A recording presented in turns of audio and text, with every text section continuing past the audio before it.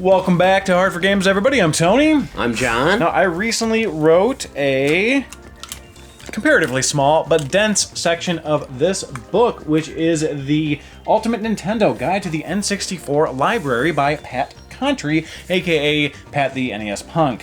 Now, I did a section of 40 games that were unreleased. So, I thought it would be fun today if we went through and picked our... Oh, Lewis, please, be reasonable. If we picked out of these 40 games, the games that we wish were released. I mean, there's so many that I kind of wish I had played, or ones that I didn't know about until just a few years ago. There's some cool stuff in there. There's some very cool stuff. But there were some rules when I wrote this. Basically, I had to stick to things that... What are you doing, boy? I had to stick to things that kind of lived and died on the N64. If it shifted platforms, unless it shifted platforms and drastically changed, I couldn't include them. So Cubivore went from N64 to GameCube. I couldn't do that. Yeah. But a couple things that were so big that I had to mention them, and they changed so much, I did mention, like Dinosaur Planet turned into Star Fox Adventures, Zelda, Master Quest on the GameCube, right? Yeah. Mother 3, Earthbound 64. Obviously, you got to mention that one. Canceled, moved on to the Game Boy Advance years later. So we're talking about stuff that were birthed and died on the N64. That's the rule, and we each have to pick three. Three games that we would either want to play because we're curious and we think it'd be fun, or because we think it would actually help the N64, which was a very much not a failed system, but certainly a system that struggled. Lukewarm. It was a lukewarm, wasn't flaming hot. So 3 games the 64 killed. Yeah. Yeah, kind of. Hold on. I'm trying to see if Chris Chan is in here. You. And I should mention, we're not going to include Mother 3, Earthbound 64, or Zelda, or Dinosaur Planet in this list. They've all been talked about more than enough. We're going to be choosing more obscure, unique titles that maybe you haven't heard of before. Yeah. Things that, in some cases, were exciting to me to be like, wow, that was going to come out? Yeah. Oh. It was good stuff. Yeah. Maybe they shouldn't have had teams of 5 people each and have Miyamoto and Itoi working on 30 games. Maybe we would have gotten a little bit more content. Maybe Itoi shouldn't have made that damn fishing game that everyone seems to love so much and focused on Mother 3. Why does no one ever talk about that? Yeah. Why did he work on so many games other than Earthbound 64? Why didn't they just go with optical media, the sane thing to go with? Why is the texture cache so small? There are a lot of issues with the N64, but regardless, let's get into our list. So my first pick is going to be 64 Wars. Now, maybe you've never heard of that, but certainly you've, probably heard of Advanced Wars, right? Yeah, which is a part of a larger series that goes all the way back to the Famicom. It was supposed to come out for the N64 as well, but it didn't. Very little media from it. I think it would have done pretty well on the N64 because the N64 was so starved RPG-wise, starved strategy game-wise. It needed content like this, but alas, it didn't get it. Yeah, it was a little choked up with collectathons and stuff like that. Yes. Everybody was so obsessed with, like, we need to have 3D. We need to have 3D movement. You need to be able to jump. If you can't jump, it's not a game.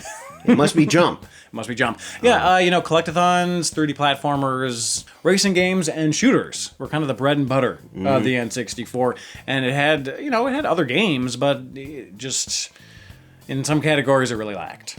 Unfortunately. Yeah. And in that vein, I'm going to choose the Fire Emblem game, which we have just one photo of. For whatever reason, they were like, what if we made a Nintendo 64 game? And we really dragged ass for way too long, and eventually we just had to cut our losses. Yeah, it just ended up in development hell. Again, like if it had made it further, there would have been more than a screenshot released years and years and years later, right? We never got any trailers, we never got anything, we just got rumblings of it at the time. So it really didn't, I don't think it made it super far into development, I don't know. There were probably just a whole bunch of people who are like, okay, but how do you make them jump? They need to jump. Like everybody was so obsessed with everything being 3D. Jump. They were probably like, yeah, how does he double jump? How does he wall jump? Are cool. Can you make them 3D so they look like garbage? I don't think that happened with Fire Emblem 64. I understand your point, but take what you just said with a grain of salt.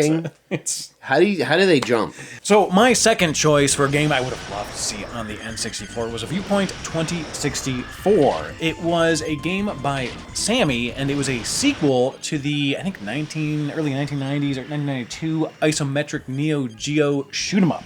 But this sequel was it wasn't isometric, it was more akin to Star Fox. And it actually leaked a couple years ago, and it was the leaked version was mostly complete. And it was good. Like, it was really good. It really could have been another Star Fox on the N64. Viewpoint 2064 was a very solid game. And I think it could have done reasonably well sales-wise. At the very least, it would have been a solid title. You know, there's so many games to flip through here, and the shame is that there's a lot of ones we just simply know nothing about. Or very little. You know, probably years from releasing this, we'll find out. Like Oriental Blue, I kind of wanted to pick that as one of mine, but we just know that it was in development. It was part of the Far East of Eden series, and that's pretty much it. Yep, they that's all we know. repurposed some bits for a Game Boy Advance game years later, which is kind of a theme with RPGs on the Nintendo 64. Yeah. Tony, what if it wasn't a Game Boy, but a Freak Boy? A Freak Boy? Because he ate ass and sucked toes. So that also leaked, but it was a super early alpha build. It's almost incomprehensible to play. So my second choice would have been Blades of Passage, which is kind of like a neat sort of third-person hack-and-slash action RPG, sort of a bit like the Mana games. We really needed something like that on the 64, and unfortunately we just didn't get anything. You know, the story of Blades of Passage gets even sadder because they originally intended the game to be a DD launch title, which of course, so many other games were supposed to be a DD launch title, and it was the developer's only game they were working on at the time, so it's just like... Just write it off as a complete loss. A complete, absolute loss, just as bad as it can get. It's called a compact disc, and you should have just used that. Yep. It was really easy. They were cheap. The 90s loved them. 90s loved them. Great. They looked cool. Should have done Laserdisc. Yeah. 100%. Game on 7 Laserdiscs. 7 Laserdisc, yeah. So my third choice would be Riqa. Now, we mentioned that the N64 was pretty well known for its 3D platformers, its racing games, and its shooters. And this could have been a perfect, dare I say, perfect dark level shooter, quality-wise. Now, a couple builds of this was released, or leaked, I should say, a bit back, and they're not really strung together. A modder could go through and kind of put all the levels together for a more succinct experience, but what's there is really good. Like, it's a beautiful game. The gameplay is solid.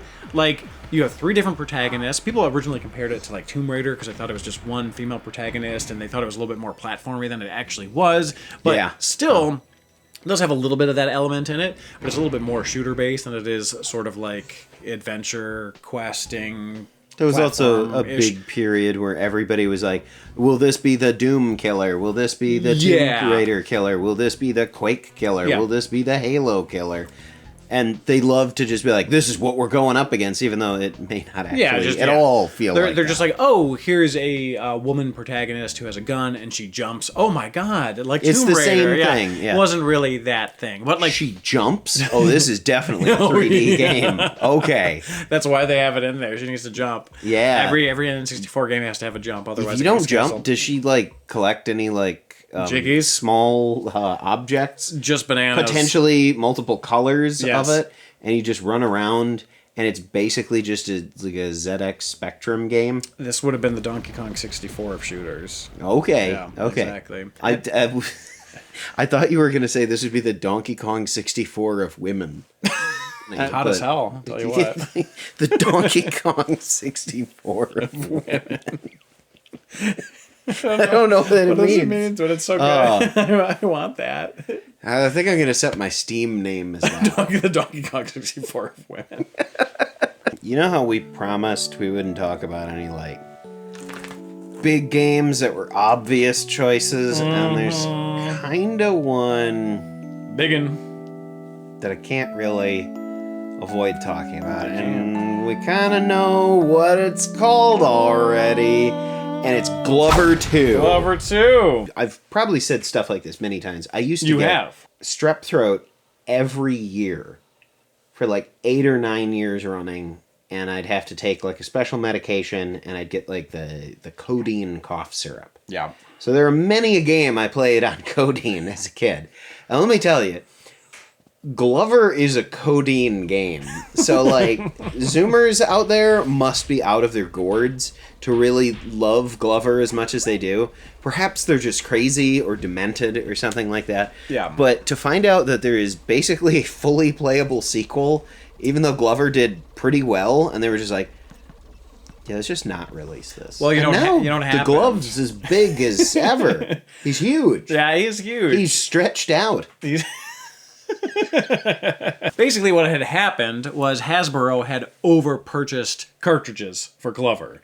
It was like accidentally, over-purchased. And so they became like sort of trepidatious regarding Glover 2, because although Glover sold relatively well, they were like, oh my god, we have all these additional carts, this extra stock, etc., etc. Like, we shouldn't do Glover 2, even though any logical person would say, yes, we should. Yeah. But they were like, well, no, because someone screwed up, so therefore, no. You have this game 80% complete, we're just going to can it. Yeah. So, but that's N64 life for you. You know, when you're pumped full of codeine and strep throat meds, you're just like, hell yeah, glove guy. I love that glovey boy. That's why I have like 2 secret, I'm just going to call them internet perversions. Okay. I love to see Zoomers play Mario 64 and have a horrible time fighting the camera. And I love to see people who've had a whole bunch of people hype them up on Glover actually play it and be like, oh, it's Glover. And then the chat becomes rabid. That they're like, how dare you say this? This is literally the second coming. And it's like, it's just Glover. Glover's just the honestly, most middle of the road game. It was fun, but the sequel could probably have been pretty good. Those are our 3 canceled N64 games. Louis, don't show your bottom bits, your unmentionables to the camera. Yeah. And let us know what you think in the comments below regarding our picks and which games would you want released. And again, no Mother, no Zelda, no Dinosaur Planet, no Mario 64 2. Those are the obvious ones. Give us non-obvious ones. Let's start a conversation about something we didn't know about before, not just those easy, low-hanging fruit picks. Now that I think about it, years later, you look back and you see StarCraft 64 and Ogre Battle. Yeah. And those seem like games you would have had in this section. Mm-hmm. Yet, despite the odds, they somehow did come out. Yeah. Very strange. Those feel exactly like they should have been canceled games. Yes. Because they don't feel like they should be on the N64 at all. Yeah. Because those are exactly what other developers were striving for, but failed to really... You can't jump. Anyways, thank you so much for watching, everybody. Please subscribe, hit the notification bell, all that good stuff. Oh, and for our longtime viewers, Louis still alive. He's still here. He used to run up on the couch. He's a little older. He's almost 14. Little sausage boy, but he's doing very well. He's very healthy. For anyone who is an old school Hard4Games member or viewer that may remember him. So, anyways, hope to see you all back for the next one. Take care. And we hit 100K. Ooh.